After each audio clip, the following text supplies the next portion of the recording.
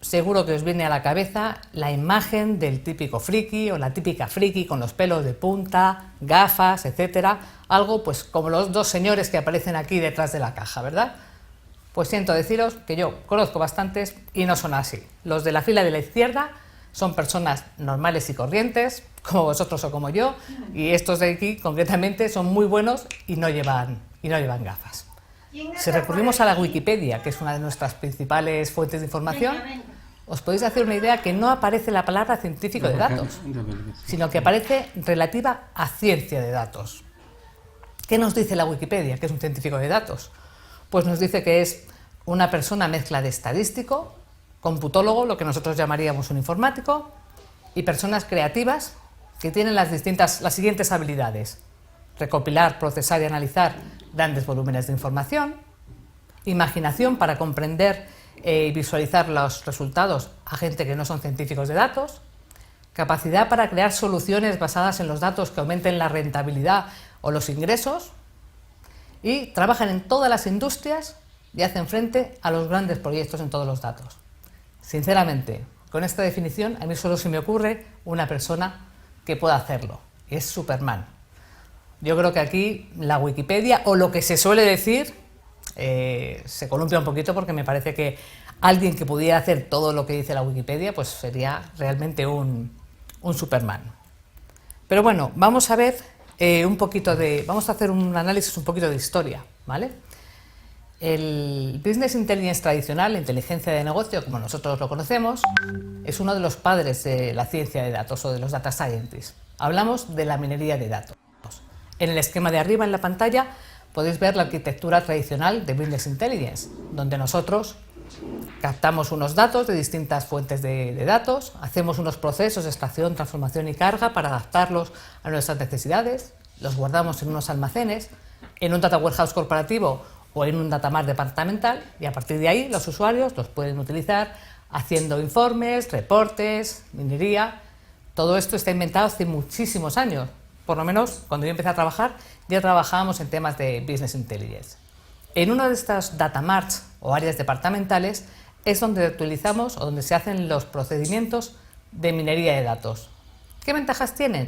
Si miráis abajo, en los data marts normales uno pregunta qué ha pasado, cuándo, por qué, sobre qué productos, y sin embargo utilizando la minería podemos responder preguntas más avanzadas. ¿Qué va a ocurrir? ¿Qué es lo que va a pasar? ¿Qué es lo mejor que podría pasar? ¿Qué medidas puedo tomar para evitar que eso ocurra?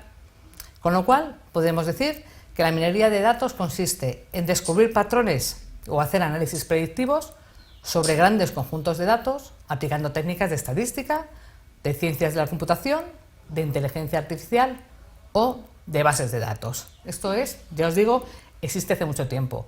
Muchos data scientists que se han dedicado a la minería de datos se autodenominan data scientists. Yo creo que no es lo mismo. Ahora, un poquito más adelante, veremos cuál es la diferencia entre los data scientists y los mineros de datos. Ahondando un poquito más en la minería, ¿cuál es el proceso estándar?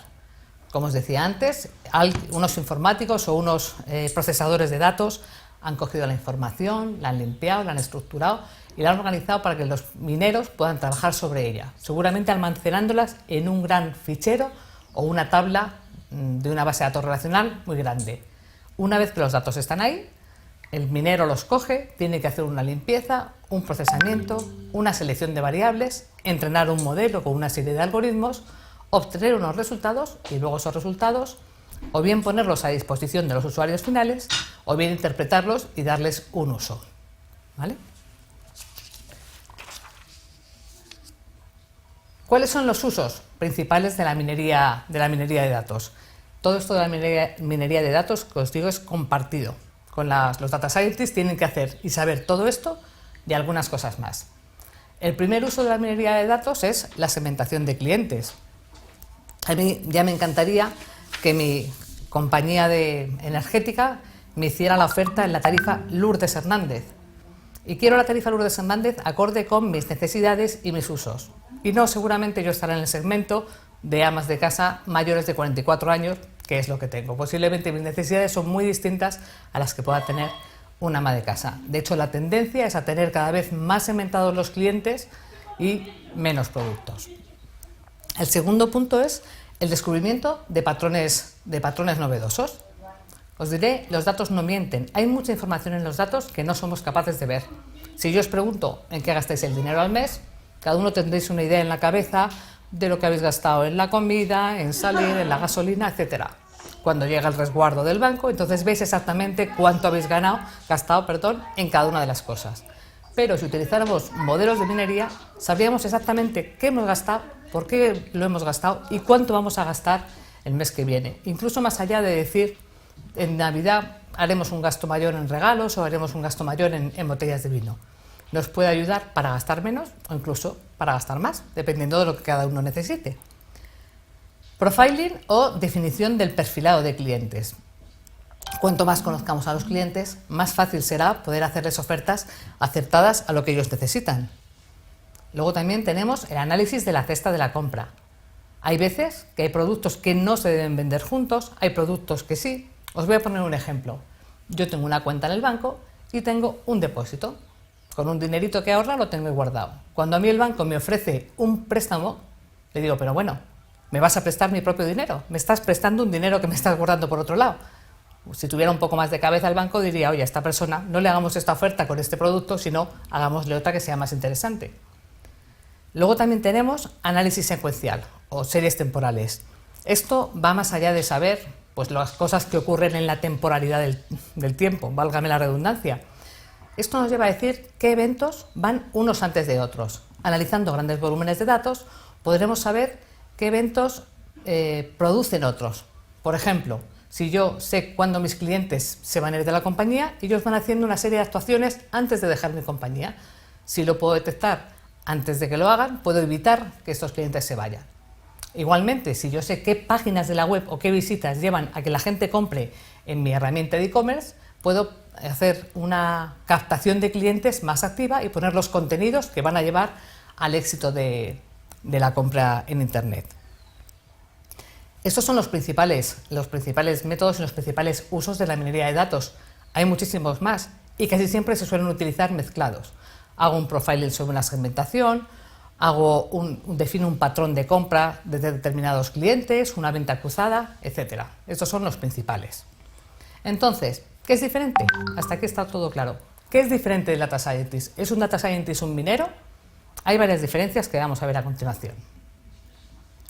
Lo primero es, seguro que habéis visto en Internet esas imágenes de lo que ocurre en un minuto en Internet. Millones de tweets, de correos enviados, de posts en LinkedIn, de likes en Facebook. Hay un montón de información unida a WhatsApps enviados, a búsquedas en Internet, etc. Cada vez toda esta información es más abundante y no es susceptible de incorporarse en los sistemas tradicionales de Business Intelligence que os mostraba antes. Las bases de datos relacionales no están preparadas ni los procesos ETL para cargar millones de información de tweets. Además, esta información es muy importante. Si os dais cuenta, la información que llevamos nosotros en el móvil, cada uno de nosotros, es tremenda. Lo dice todo de nosotros. ¿Por qué? Seguramente utilizamos Google Maps y vamos dejando un reguero de por dónde vamos yendo, o mandamos un correo electrónico, o mandamos un WhatsApp. Toda esa información se va generando y va generando datos que dicen mucho acerca de nosotros. Si esos datos somos capaces de analizarlos y estructurarlos, aportarán un valor muy interesante para aquellas personas que quieran hacernos una oferta, ofrecernos un producto o cualquier cosa. ¿En qué otra cosa es también diferente? No solo en la cantidad de datos y en la variedad, en el tiempo. Vivimos en el mundo de la inmediatez. Lo queremos todo ahora mismo y de un modo